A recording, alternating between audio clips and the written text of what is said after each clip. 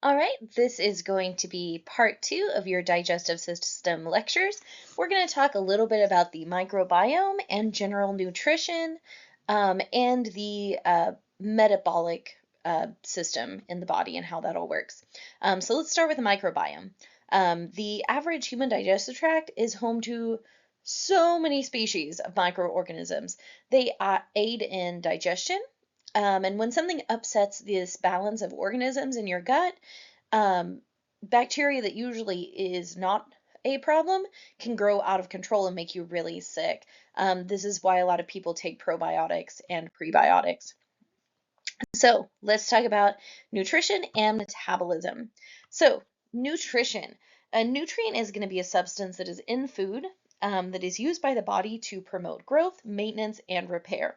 We're going to have major nutrients. We refer to them as macros. These are going to be our carbohydrates, our lipids, and our proteins.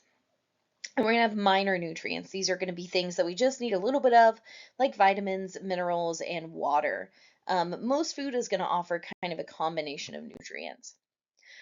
So let's talk about carbohydrates. These are going to be our sugars, our starches, and our fibers. These are going to come primarily from plant sources.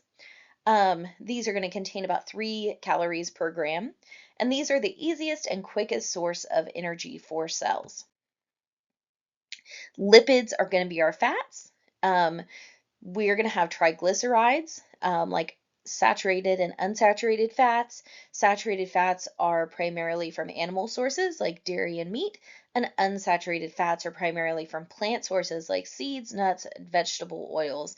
These are going to be more, this is going to provide more of our like long-term energy. These contain about 9 calories per gram. And then our proteins. We get these from both plant and animal sources. So these are going to be things like eggs, milk, meat, beans, nuts, and cereal grains. Proteins are essential for nearly every function in our body. They're incredibly, incredibly important. Here is a table of minor nutrients. I don't really need you to like memorize these, but it would be good if you were familiar with them. These are our vitamins that we need to keep our body going. Like you can see, thiamine or B1 is going to help the body release energy from carbohydrates during metabolism. So it's going to help with growth and muscle tone. We also have stuff like niacin that's going to be involved in carbohydrate, protein, and fat metabolism. Um, Folate is going to aid in genetic material development. It's also incredibly important during pregnancy and it's involved in red blood cell production.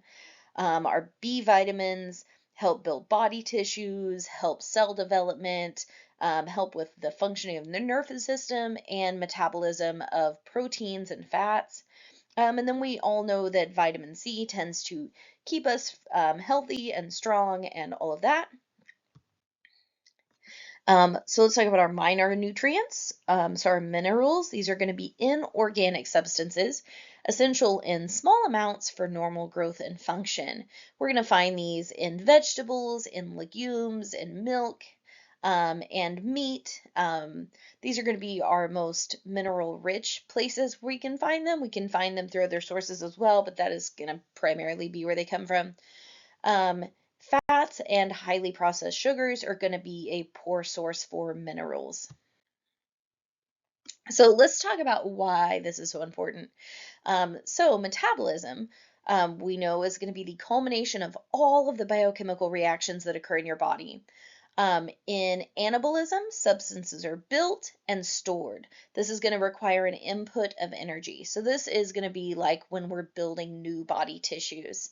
Um, we can also have the reverse of that, which is going to be catabolism. And in catabolism, substances are going to be broken down into smaller substances to help release energy.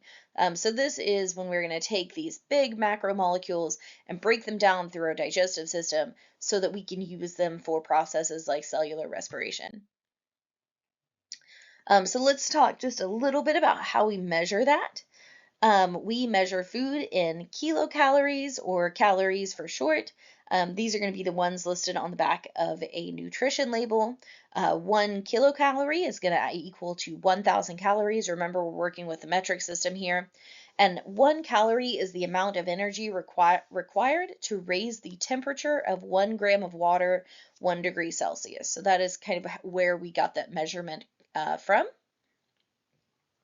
The majority of energy, so over 60%, which is quite a lot, is going to be lost as heat to the surrounding environment, while the rest is either going to be used by your body's metabolism or stored for later. So that is kind of how food all shakes out once it's in our body.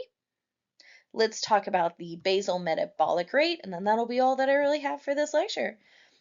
So the basal metabolic rate, you'll frequently see abbreviated as BMR. This is going to be the metabolic rate, which reflects the energy supply a person's body needs just to perform essential activities, such as breathing, maintaining a heartbeat, and other organ functions while at rest.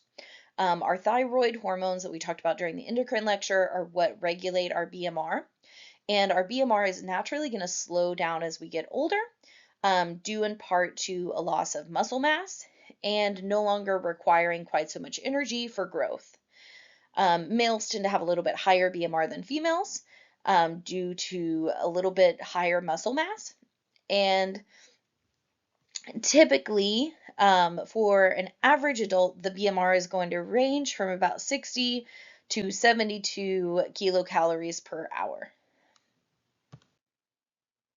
Okay, so now let's talk a little bit about our total metabolic rate. So this is going to be the total amount of kilocalories that the body needs to fuel all activities. So the TMR is going to equal the basal metabolic rate, or the BMR, plus the thermic effect of food. So this is the energy needed to digest food, plus any extra energy expended through physical activity. And you can see we kind of broke this down on this graph here. So about 70% of this is going to go to the basal metabolic rate.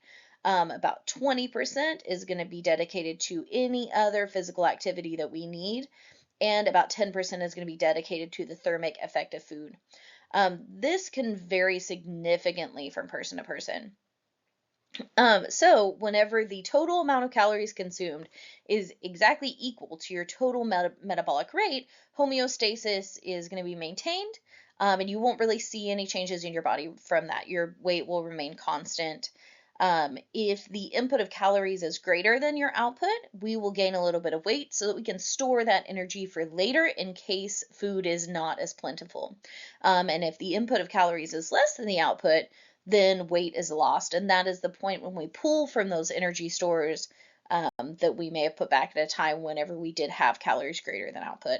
That is actually all that I have for this second part of this digestive system lecture. If you have any questions or anything at all, please reach out and we'll figure it out.